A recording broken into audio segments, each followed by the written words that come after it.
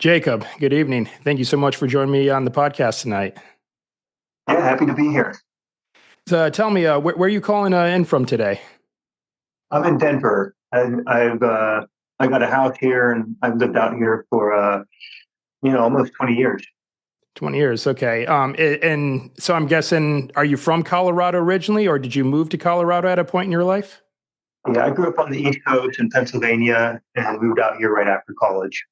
Gotcha. Okay.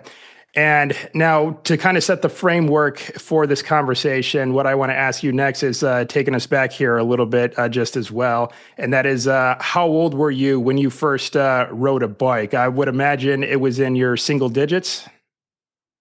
I would have been little. I have a vivid memory of making my first turn. I could go straight, and then I would get off and rotate the bike to go a different direction. And I remember just leaning in and making my first turn. It's a happy memory of mine. And now, so 'cause I asked that question for anyone who doesn't know your story and they're just kind of learning about you for the first time in this episode. You rode your bike around the entire world, not once, but twice, actually. And I guess just taking us back to before you started this long expedition, like what brought this on? Like what put this idea in your mind that you want to hop on a bike and just pedal for as far as you could?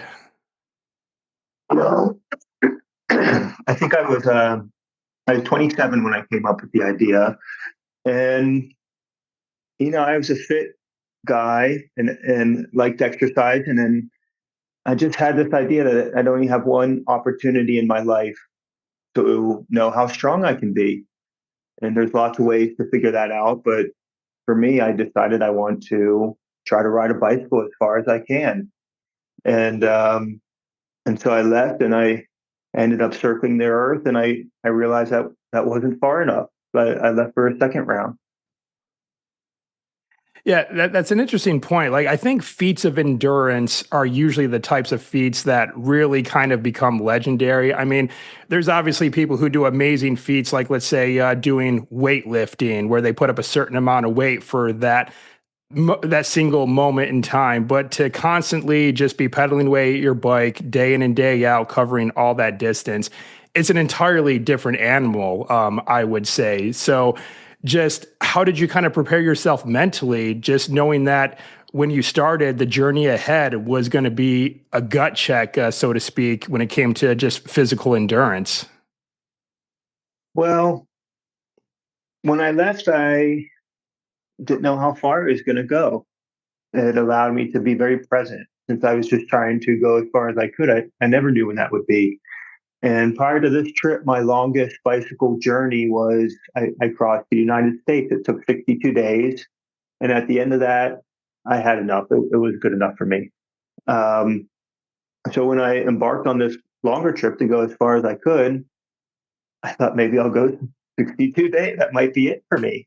Um, I didn't realize it was going to be 999 days before I returned home.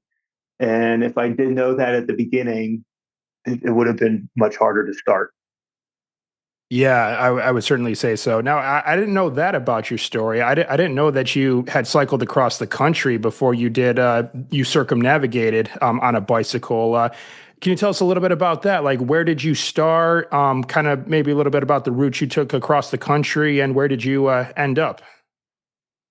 Yeah, I went to university for engineering. I went to West Virginia University, and um, two of the summers I just took off. One summer I hiked the Appalachian Trail, and another summer I biked across the country from the coast of Oregon. I ended up in New Jersey, and I was 20 years old when I did that. And then, I entered the workforce after college, and when I got sick of it is when I left to go on my longer journey.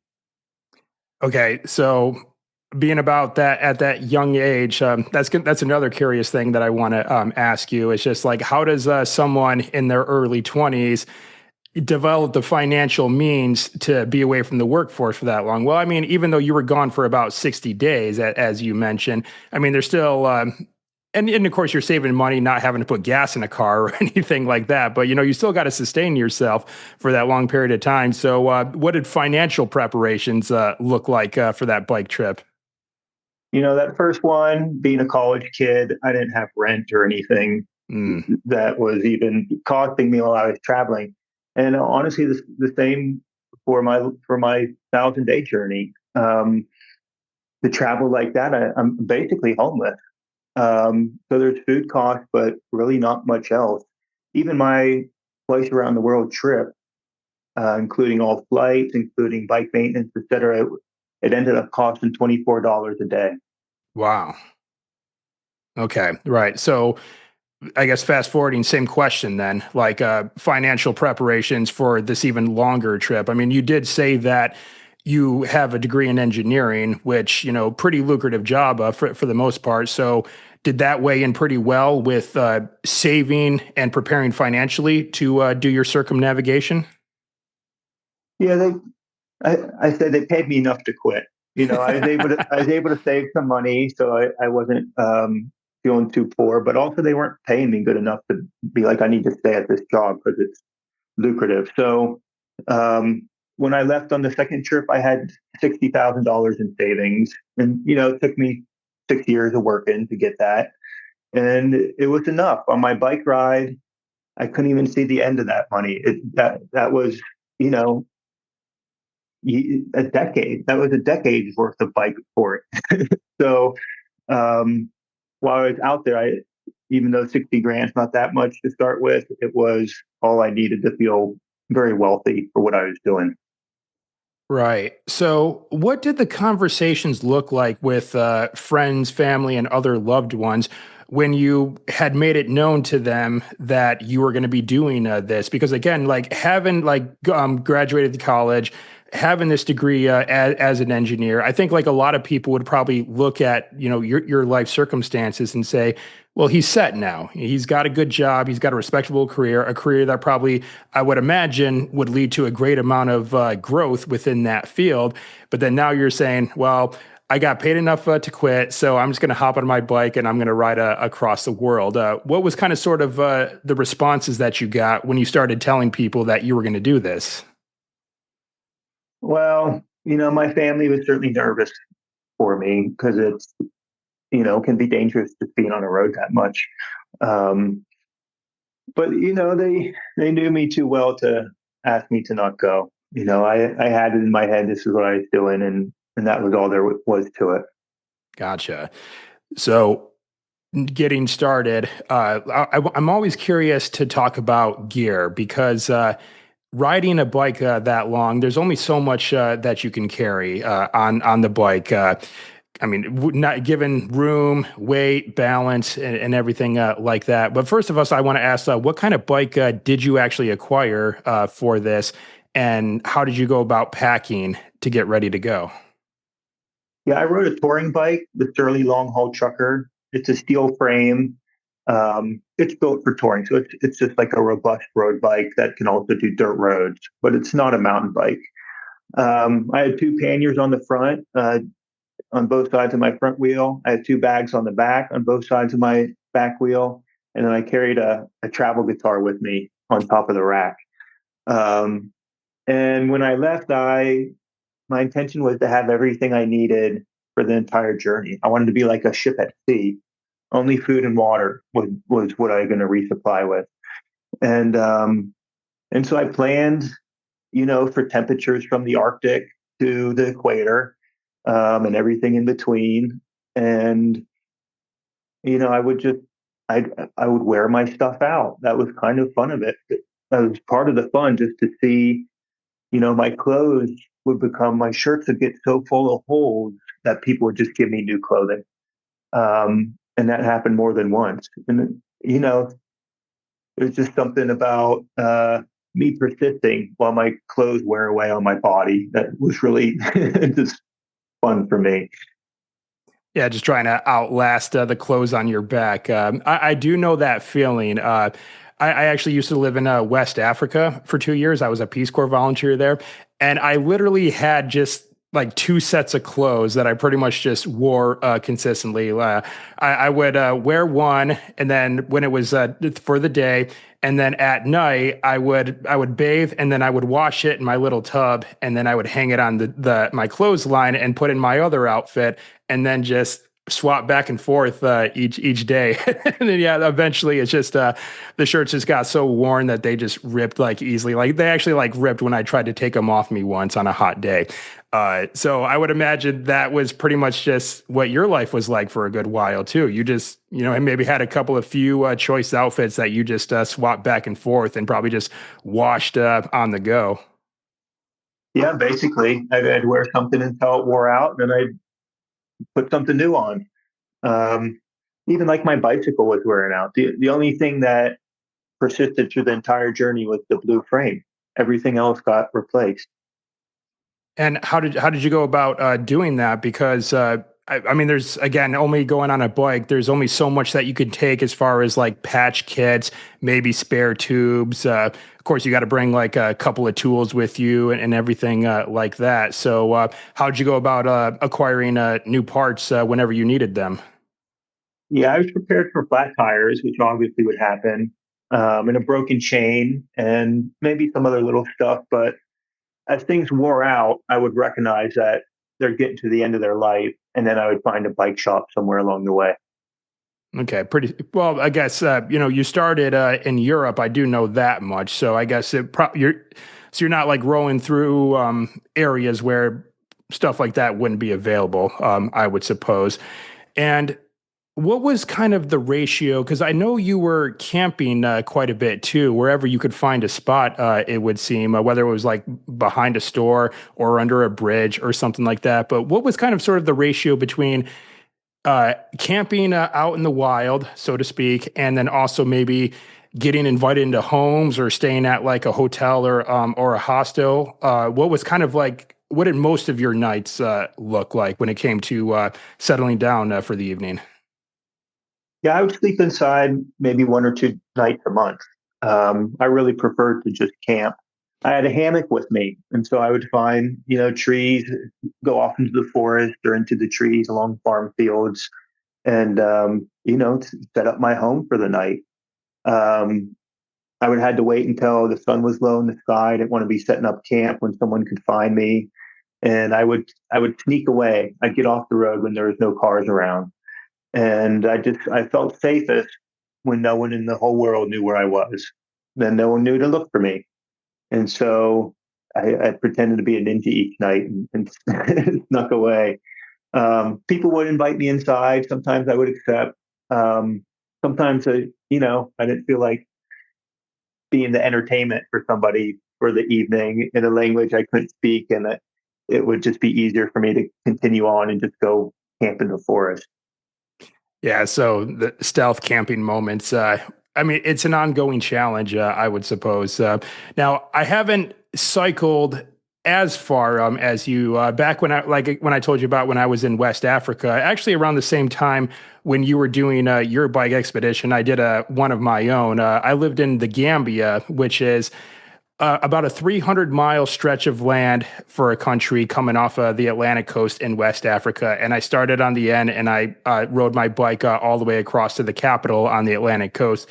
300 miles took me about a week and everything. But for that one, it worked out good because I had other Peace Corps volunteers and their host family welcomed me in. And so they were very, very welcoming. And I had another expedition where I walked across the entire state of Michigan. This was just a few years ago. And it was so great just to come across people who were just willing to help. I actually had moments where I just literally just went up to someone's front door and just asked the people there, "Hey, this is what I'm doing. Can I set my tent up in your yard?" And so I just want to expand a little bit about the people that you came across on your journey too. Did you have to do those on some moments where you just really had to just, knock on a door and say, "Hey, I'm tired. I need a place. Do you mind?" You know, my goal, my goal was to go as far as I could, Right. and part of how I wanted to do that was to be so self-sufficient that I never had to ask for help. I see. If people offered help, if I looked desperate and it was getting dark and someone asked if I needed a place to sleep, I would say yes. But I wouldn't go and seek out that help. And that, that's just kind of how I did it. But that's not to say, yeah, tons of people were loved helping me, loved making me food, always filling my water, especially in deserts, anywhere, any time a vehicle passed, they would be checking on me. I felt helped along the whole way, even though I wouldn't let myself ask for help. I see. I see. And if I may ask, well, I guess you did kind of talk about the idea of you being the captain of your own ship, so to speak, and the idea of a ship being out at sea is that there's not really anyone around to offer aid. It's like you have to be self-sufficient. You have to problem solve on the go and get things done and do things that way. So I guess what kind of led you to set up the expedition that way, where you were going to be sort of self-sufficient to the point where it's like no one could really follow your journey? And with that, were you documenting this at all? Were you sharing it on like Facebook or social media in any sort of way? No, I wasn't sharing it. You know, my goal was to quit. That's what I was trying to do out there. And I didn't want to be distracted by bringing an audience along with me. And if I asked for enough help, maybe I would never quit. You know, getting to a place that was so hard that was my limit was what I was looking for. So to be getting more assistance than I did, it would only delay the process or make it insincere. I was trying to find a place within me that was as far as I could take it, and to do that just kind of really required me to live kind of a sparse and isolated existence out there. Um, that's just how I ended up doing it. It was the whole thing's kind of a weird idea, and how I did it is also a little strange. Maybe just a little bit. All right. So you started off in Portugal, and I guess I'm curious as to why Portugal was your starting point, as to, I guess, suppose, where you were living at the time, which you said was in Denver. So I guess why not just start at Denver and then make Denver your final point at the end of the circumnavigation, as if, you're just riding your bike home. Well, I did that across the United States trip when I was 20. So if I Right. could cross Europe and Asia, that would be a full lap around the world. So that was like a little bit of my intention when I set off, to bike from one coast to the next coast across Europe and Asia. Um, so, anyways, that's why I started there. So my whole route was from Portugal to China. I stayed north. I crossed Russia. I crossed Mongolia, then down into China, and then I went up to Alaska. And from Alaska, I went to the southern tip of South America. Then I crossed New Zealand and Australia, and then I did 100 days north across Africa. So eventually, I did end up back in Colorado where I started. But anyway, that's just kind of why I started in Portugal. I guess it's just because I did the United States when I was younger. I see. And you're starting on the west coast of the continent of Europe, of course. Now, what did border crossings look like? Because I imagine that when you're going through like a border checkpoint in any country, it's probably looks a little bit unusual just for you to be rolling through on a bike.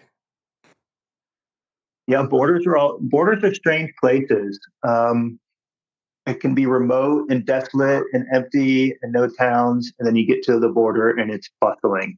There'll be people that are selling food. There's trucks lined up waiting to cross. Um, money changers. It's like there's action within 100 yards on each side of the border, and then when we go back into quiet farmland.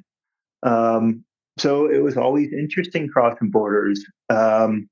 Usually, the border agent would see that this was my first time. Obviously, they're on my bicycle and filthy, and they would take pity on me, and they would find someone that spoke English and kind of hold my hand through the process.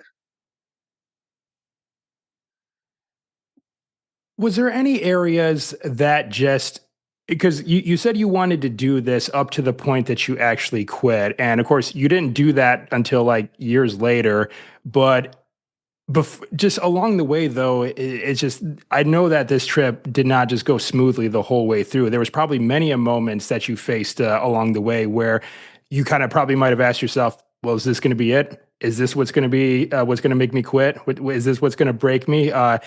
Has what was like maybe like can you recall perhaps the first time you probably was feeling that way and maybe asking yourself those questions? Was there a particular moment maybe early on or at some point in the trek? Like what was the first time, what was the first moment that kind of made you feel that way, if you can recall? The first moment where I really wondered if I wanted to go farther was on the border of China, actually. I had just crossed Mongolia, had been maybe 25 days in the desert, the sand, pushing my bike. I was exhausted. I was hungry. And I knew a lot of people lived in China. I'd be able to get back to grocery stores and paved roads. And I just wanted to be there so bad. And, finally I arrived at the border, and the border guard told me that the crossing was only for Chinese and Mongolian citizens. I had to go to the next crossing. It was 400 miles across the Gobi Desert. He just said, "Go east for 400 miles. I'll get there." And if I could have quit, I might have. But the thing is, no one's coming for me. I'm just out there on the Mongolian border. It's self rescue.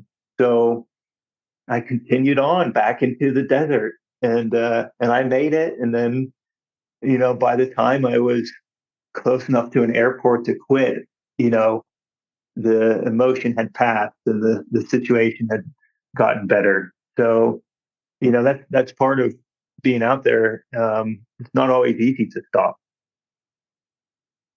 Well, I'm surprised you didn't bring that up, but when I asked you about border crossings, because yeah, that must have been a defeating thing. Because here you are, you've already covered so much distance through the Gobi Desert, which is completely relentless and wild place, and then only just to go back through it again, just to go to the other border. It's like, man, I just feel like the border guard could have just made an exception just that once and let you through. I mean, it's the same border that you were trying to cross. Um, so going through the desert is just how did you acquire sustenance along the way, as far as replenishing your food and the water when you're in such a barren place? Yeah, every few days I would come across a town. So in in Mongolia, as I got deeper and deeper into the desert, it's not like on a bike you're moving slow. It doesn't just You're not just suddenly in the desert. It gets drier and drier. And so as I got deeper into the desert, I kept running out of water, and then I'd carry more water from the next town, and then I'd burn out again. And so because I was entering the desert slowly, I was basically learning, what I needed to cross it. And so by the time I got to kind of the deepest, driest point of the Gobi, I knew I would leave town with 50 pounds of water, like 20 liters. Um, and even then, when I was out there, any water I found, I would make sure to filter and fill up whatever I had, Right. which at one point included just the land would have natural bowls in it, and rain would settle to the center. And there would be like a cistern, just like a concrete cistern sunk down into the ground there. And herders would bring their animals around to pull up water from that cistern. And there was one there was one day out in the desert when I was feeling desperate, wanted to make sure I wasn't going to run out. I actually filtered water out of this little shallow well, and as I looked around, it's nothing but animal footprints, animal poop. There was no animals there, but it was basically like I was drinking water out of the bottom of a barn. And I tasted it. It still smelled like a barn, but fortunately, it wasn't so desperate I had to drink that whole bottle. Now, being in isolation for that long, going through the desert, I would imagine you probably went like days upon days with probably without seeing another human. And I'm asking this question from personal experience because when I did my hike across Michigan, that's exactly what happened. I would go about maybe 4 or 5 days hiking on the trail, not seeing a single soul, and just seeing a few animals here and there. And then when I actually got to a place that civilization, quote unquote, and then suddenly I'm just around so much people. I just felt very, very overwhelmed. Like it just felt like I was just walking through chaos all of a sudden. So having gone through the Gobi Desert and making it into China after all of that, and then because like you mentioned, you probably would imagine that by the time you got to China, you'd be in some more densely populated urban centers potentially. So, did you have to go through a lot of like densely populated cities? Because China has quite a few of them. So, how did that all play out? Well, in China, I stayed as far west as I could, which ended up being basically central China. Um, most the densest population is along the coast, so I just tried to avoid that as best I could. There's plenty of big cities in China, though, and kind of people living everywhere. Yet China was actually challenging to find places to sleep because of that. I see. And was China the ending point for Asia? It was, yeah. I was making my way down towards Vietnam, and I almost made it to the coast of, to the east coast, to the Pacific. Okay, so you made it there, and then the next steps you did mention was Alaska. So, what did that look like logistically, as far as packing up the bike, getting it flown over there? And did you take any time like at all? Because going from the western coast of the continent of Europe to the eastern coast of continent of Asia, in and of itself, is an outstanding feat. And did you just like take a moment at all just to maybe spend a few days somewhere, just relax and chill, kind of take it all in? Or was it just, right on it? Like, I haven't quit yet, so I got to keep going. What did that look like when you made it to the eastern end of China? Yeah, I just went to a bike shop and had them pack up my bike, and then I caught a tag like I caught a taxi to the airport and flew back to Boulder. It was pretty easy to pack up and go.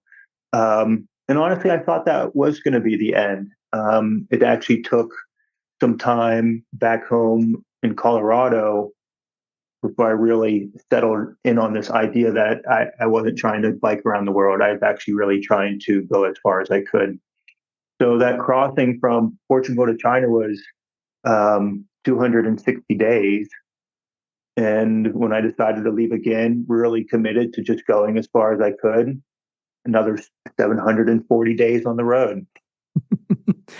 And how much like route planning actually like went into this? Did you actually like lay out a tentative route before you left, like each leg of this journey, or was it just you just knew a starting point and then you were just going to figure it out as you went? Yeah, almost no planning. That's how I ended up at a border that wouldn't let me across. um, I didn't know how far I was going, so partly I didn't need to plan for somewhere I may not end up being.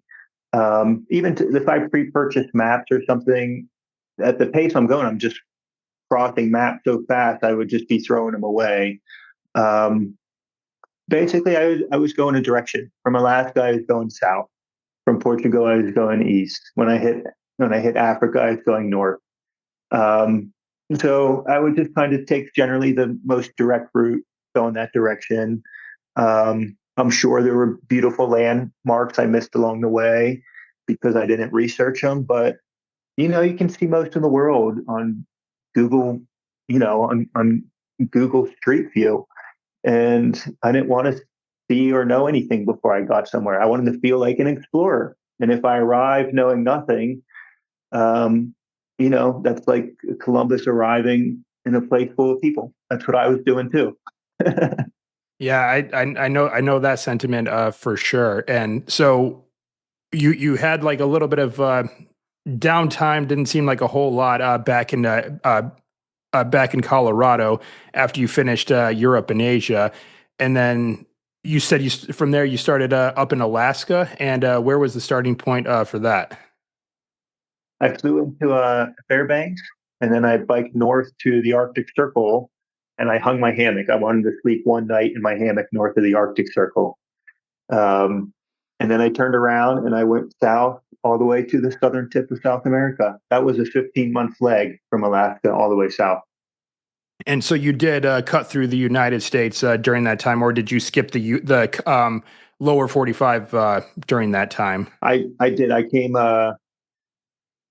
down through into Glacier National Park, Mm. and then I went west and met a friend in Portland, and a friend joined me for a few days biking around Portland, and then south down through California. That was really a beautiful stretch of the trip, going down through the mountains and seeing all the national parks. Um, I hung my hammock in the Sequoia National Forest with these giant, these unimaginably large trees. I wanted to get a picture of my hammock hanging between two of those. So, I had like some little goals I came up with as I traveled. And that was one of them, hanging my hammock in giant trees. So now, same question that I asked you while you were going through Europe and Asia. I want to ask about border crossings going through Central and South America. Any obstacles like the ones that you faced when you were going into China, where they said you can't cross here, you got to go someplace else, or did you ever get denied access at all? Um, I never had any issues with border crossings. The only border crossing that would have been interesting was right at the southern tip of South America. I was coming down the Argentine coast, Hmm. and then you cross into Chile for 2 days, so maybe 60 miles, and then you cross back into Argentina, and then Ushuaia is in Argentina. So I had to cross into Chile just very briefly, and so my very last crossing before getting to Ushuaia, I had some marijuana with me, carried down from the Amazon rainforest. And at the border crossing, they wanted to search all my gear and look for paraphernalia.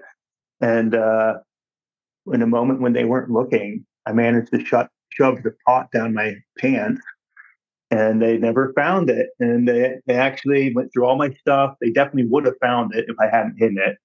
And then they asked me to play a song on guitar for them.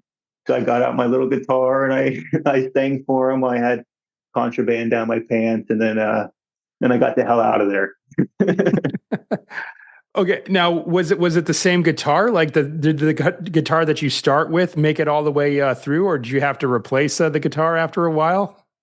Yeah, it was a Martin travel guitar. So the neck and strings were all the same, but the body of it was much narrower. And I didn't know how to play guitar when I started. I learned when I was out there, and I'm really glad I brought that along. It was great entertainment just out there by myself to strum and sing along a little bit. Did you download any audiobooks, podcasts, anything like that to kind of sort of keep you company, so to speak, even though your objective was to kind of sort of avoid people throughout this whole endeavor?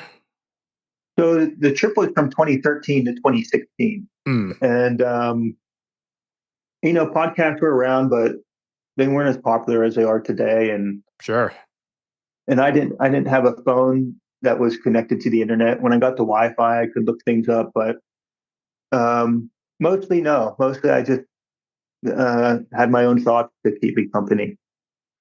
Now, when you made it to the southern tip of Argentina and to Ushuaia, did you have an inkling of getting on a boat to Antarctica at all? And I ask that because I'm actually doing an Antarctic expedition later this year, and that's going to be where I'm going to be sailing from. So, did Antarctica call your name at all? Did you feel that when you made it down that far? I don't think the biking's very good down there. Hey, you never know. um, you know, I'd be curious how many miles of roads they have. Um, all I can think it's Antarctica is big, but I assume it's you're kind of like on an island when you're there. There's not a lot of places to go outside of the facility where you are. I think I'd get a little stir crazy if I was down there for very long. Yeah, well, I mean, I'll let you know when I go down there in November of this year, and and I'll see if I could if they put any roads in there for you. I mean, I don't know. They may have like a couple of like plane runways, perhaps, but you'll get through those pretty quickly. I'm sure. Exactly. Well, what draws you to go there? Well, I have a bucket list item to go to all seven continents. And for a good while, Jacob, I kind of had the mindset of saving Antarctica for last because, out of all the continents, as an adventurer, I think that would be like the most epic, just considering how remote it is and how wild it is. But then my mindset kind of shifted lately, and I decided, you know what, I should do the epic things first because one of the tough things about being a human is that we're not immortal. Our days are numbered. Eventually, Father Time is going to catch up with all of us, and our lives will end at some point. Death comes for us all. And so instead of just holding it off or putting it off until the final continent, I'm just like, well, I'm just going to go there next, and just do it up that way too. And it's just I always like you, kind of just those more rugged experiences. I do travel to cities. I do like visiting cities, and I did mention before we hit record here that I'm an archaeologist. So of course I like to see like the history of places, the architecture, and the culture, and everything like that. But just between nature and cities, nature wins every single time. And so that's another reason why I really kind of want to go there because it's going to be nature in probably one of her most raw forms going to that continent. So that was the big draw for me to head Yeah. there. Well, stay warm. Yes, absolutely. Now the cool thing is in Ushuaia, they have a couple of local rental companies where you can rent like all the cold weather gear and everything like that. Because even though as excited as I am to go to Antarctica, I actually have no ambitions of being like an Arctic explorer or anything like that. So I'm just gonna rent the gear rather than spending like the $1,000+ to get it Yeah, all totally. myself. I think once I do this Antarctica expedition, I'm probably going to want to go somewhere warmer, maybe a jungle or something like that. So, For bicycle touring, for long distance touring, um, what I felt were the summit of the trip were the places that I was most far out. The Gobi Desert, as I mentioned, the salt flats of southern Bolivia, places where I was furthest away from people, are is what felt like the summit of of a long bicycle tour.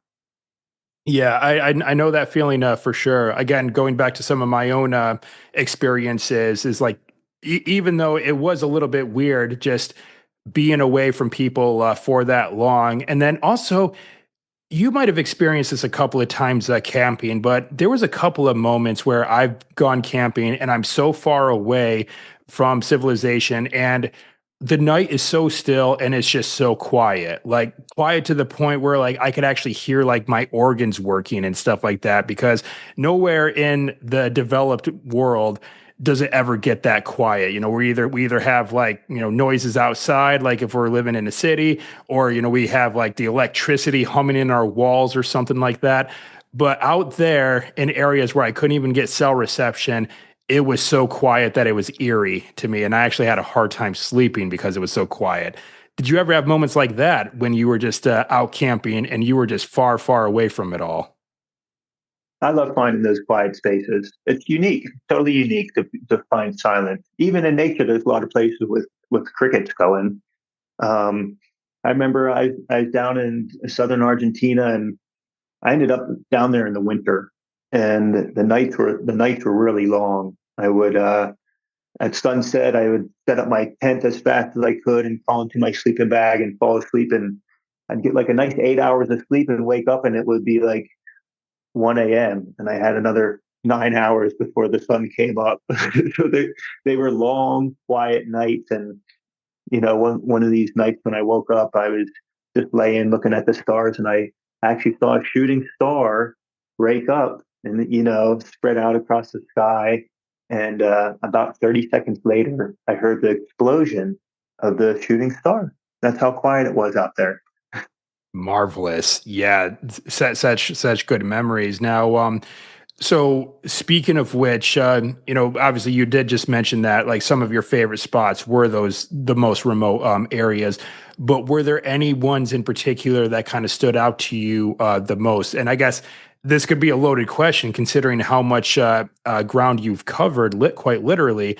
But do you actually have a favorite spot from this expedition? Like anything come to mind at all? Or maybe there's a few favorites. There was all the days were unique and they were all interesting in their own way. Certainly, there were some special spots that really stood out.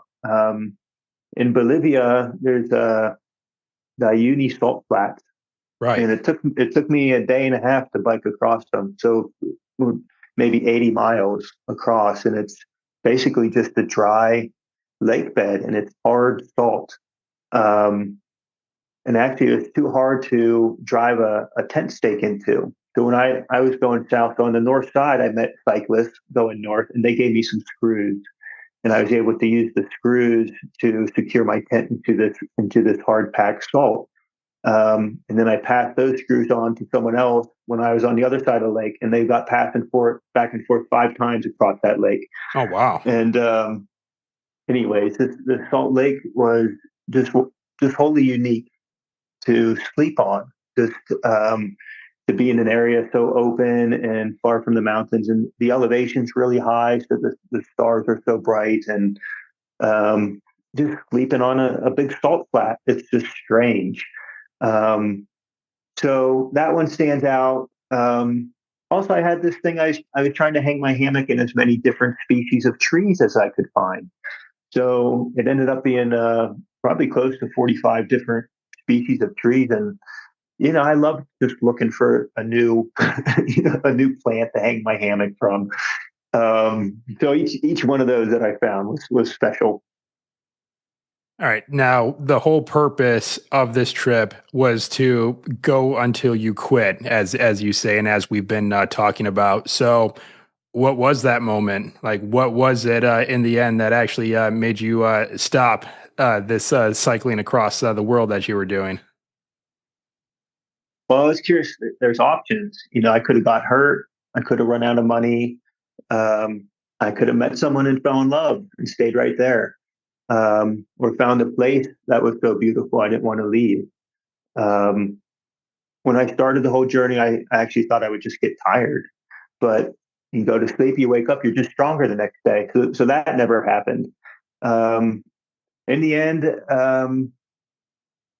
I was about 950 days out when I just decided I had gone as far as I needed to go. Really, what the signal was, like a few days before, I had woken up and I was in just camping in my hammock, and I didn't go anywhere that day. I just took a 0 day out in the forest, and that was the first time in years that I woke up and didn't want to ride my bike anywhere. That was a real sign. And then maybe a week later, I was wishing I could teleport home. I was at a real low and just absolutely done. Um, but like I said before, no one was coming for me. I'm just out there on the plains of Africa. It took me another 50 days to get myself home. And where were you when you kind of was going through this moment, and ultimately to the point where you thought you wanted to start winding things down? You said Africa, but like where specifically? So I started in Cape Town, and I was making my way up to Mount Kilimanjaro. In my head was going to be my end point in Africa. Um, and I got close, but I ended about 80 miles west of the mountain. So that's kind of the area where I was, right in the middle of Africa. So, getting yourself home from this expedition, like you said, over 900 days, so 3 years of doing this, pretty much. And so, just getting home. I mean, now, of course, as you and I are talking, you're not in a tent, you're not in a hammock. You are in an actual dwelling with straight walls and a roof over your head. What was it like adjusting to being back home? Just waking up in a house or an apartment or wherever it is that you were, and just knowing, okay, today I don't actually have to hop on my bike and go anywhere right away. It's just like I don't have anywhere immediate to go. It's just, what did that feel like? Because it's a pretty stark contrast from what you had been doing for like the past 3 years. Yeah, and I was also in like a pretty far out place mentally at that, having been out there for 3 years living like that. Um, I rented a room in the basement of a friend's house, but I kept sleeping in my hammock. I slept in my hammock another 8 months after I got back. It just didn't make sense to sleep inside. I'd been sleeping outside for years. I loved it. Why go sleep inside?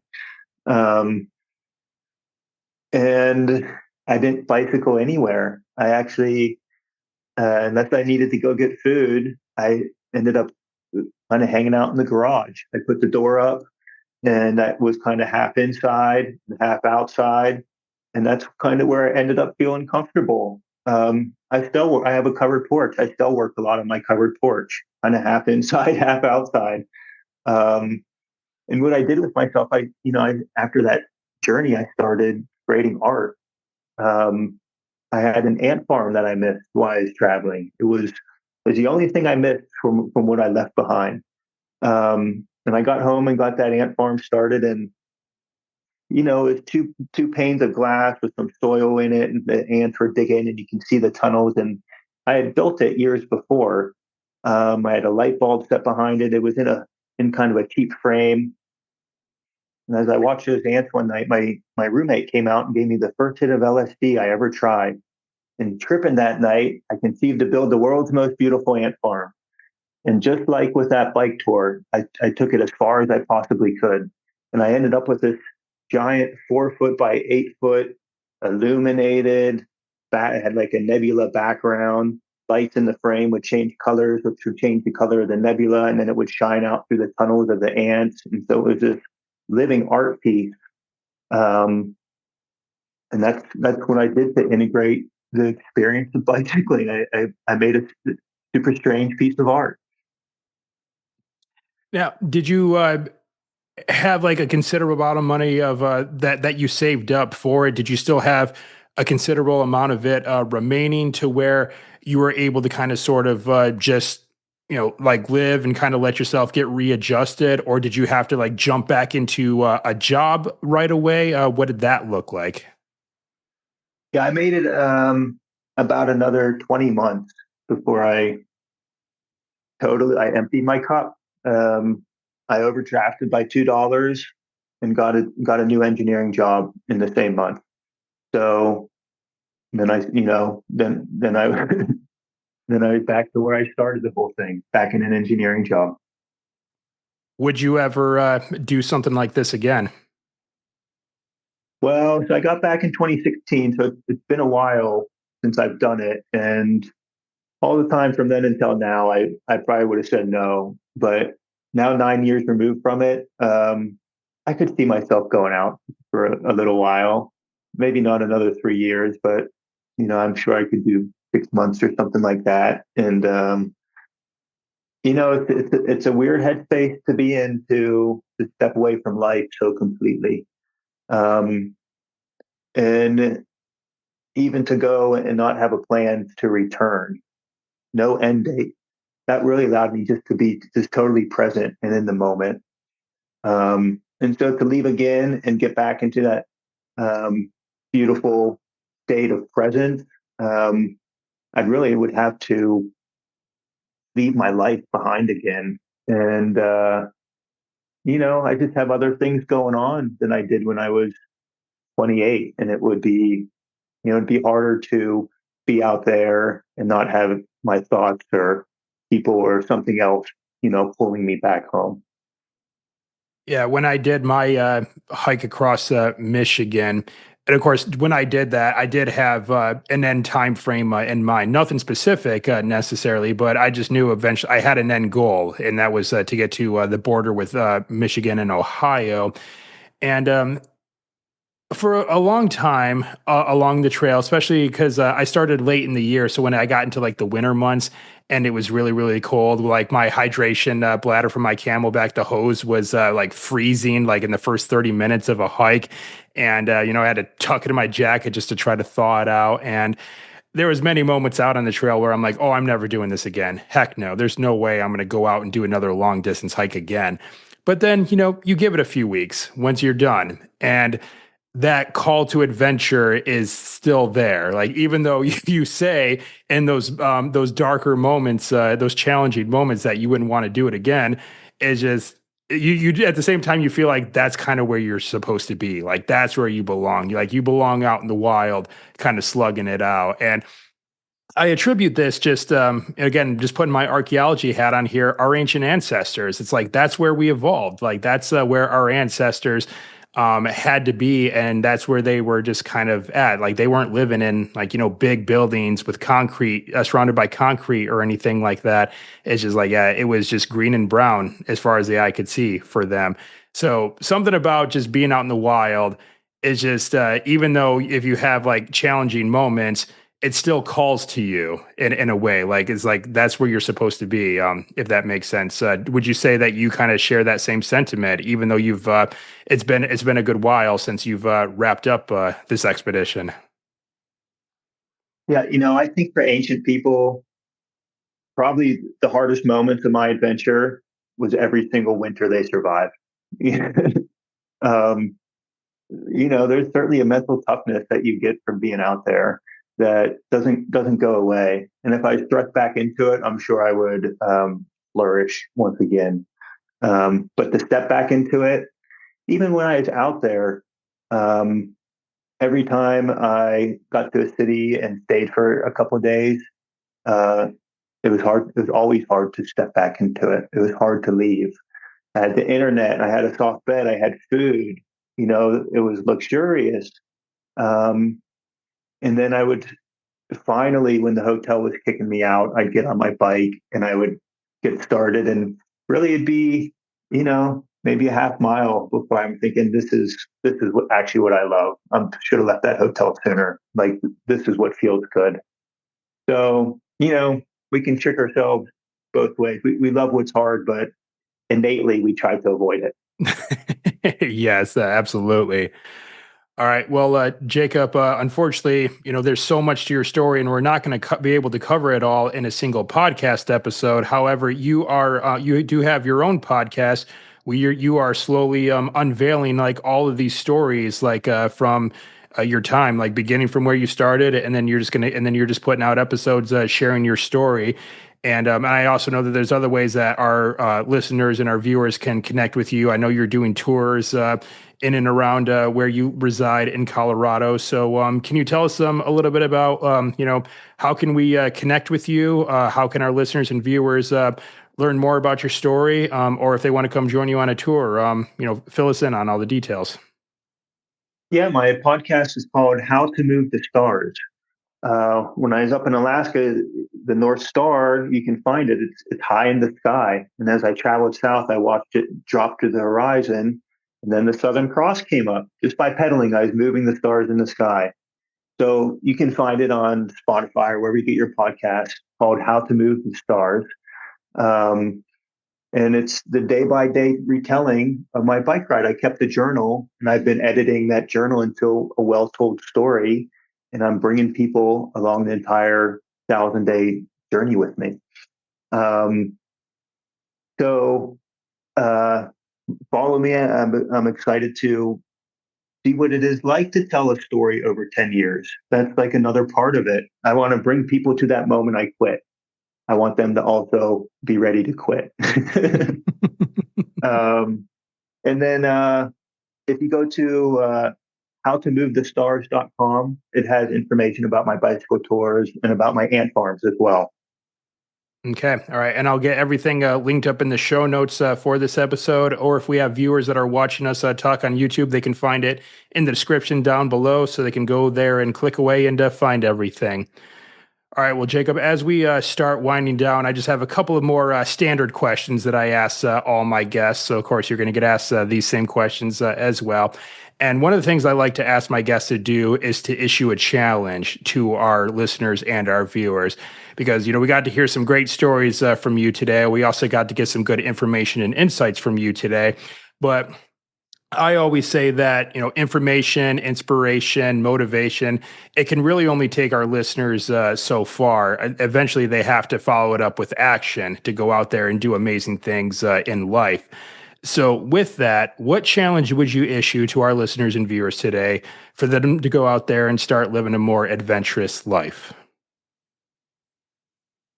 Well, I would say just go and try and find your limit in whatever way appeals to you. Um, even if it's a super long walk, go until you're too tired to walk further. Um, You'll be surprised at how far you can push yourself. Okay. All right. Yep. And then once you find your limit, if I may add to that, I'd say break your limit and just keep going. Exactly. Or All right. call for a ride home. All right, right on. All right, so what I have next for you, Jacob, is my final three. Again, these are three. I like to think that they're fun questions that I ask all my guests at the end of the show. So, of course, you're going to get asked these as well. And you might have already answered this in the conversation, but I'm going to ask anyway. And that is the first. The first of these three questions is: what is your favorite place that you've been to so far? My favorite place, I'd say Peru was really a highlight of my whole journey. It felt like uh, it was so beautiful and far out and so high in the mountains. It was just a really special place from that whole long trip. All right, Peru it is. And I'm trying to remember if anyone else has brought up Peru as an answer to this question. I think I'm going to give that to you as an original answer to this question, just because I can't think of offhand if someone has mentioned Peru, maybe. So, anyway, so we are 1 for 1 for original answers to the final three. But I got a couple more for you. And the second question is what is one thing on your bucket list that you have yet to do? Oh, I don't keep a bucket list too tight. When I think of something I want to do, I really just go for it in the moment. But let me think. What would I love to do? I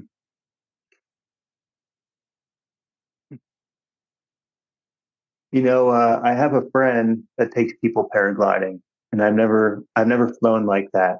So I wonder what it's like to float above the ground. I got to find out someday. I want to do that too. So, yeah, I might just put that on my list as well. That sounds quite awesome. All right. And the third and final question in this final three: what is your favorite animal, and have you seen this animal in the wild? My favorite animal, I'd say porcupine, and I would see a lot of them when I was traveling. They just kind of waddle around. They gnaw on the bark. They don't run away because they have so much defense that that's not their thing. Um, and I don't know. I always just like seeing them out in the fields in the forest when I was camping. I would see them. I would raise my hammock up a little bit if one was walking around me. Okay, so you are one of two guests that has answered the porcupine to this question. Now, that one I certainly do remember because it is a very unique animal that came forth, and I've seen one in the wild myself. And yeah, you just see that they just like slowly waddle their way through, just nonchalantly going through the forest because they know no one's going to mess with them unless they want to get poked. So yeah, cool animals. So right on. All right. Well, Jacob, that's it. That's all the questions that I have for you today. But, like I said, we're barely scratching the surface on your journey around the world on a bike. So let's just recap one more time where our listeners and viewers can go to connect with you, where they can hear more of your story, and also how can they come join you, if they wanted to ride along with you. Yeah, you can check out my story. Search for howtomovethestars.com. If you want to come on a bike ride with me, look up Mountain High Bicycle Tours. Be glad to show you around Colorado. All righty. Well, and like I said, I'll get everything linked up in the show notes for this episode, so our listeners and viewers can go and find them there. All right. Well, Jacob, I want to thank you very much for taking the time for joining me today. And, it's just, it always is inspiring when I hear these types of stories of just, these incredible feats. And it always just keeps my own fire burning to want to continue to go out there myself and explore amazing things. And as I told you, Antarctica is next for me, but that's not the end of things for me. I gotta keep pushing. I gotta keep finding more and more things to push my own limits as we've been talking about. So thank you very much for joining me today and sharing your stories with myself and the listeners. This has been great. Yeah, thanks so much. All right, right on.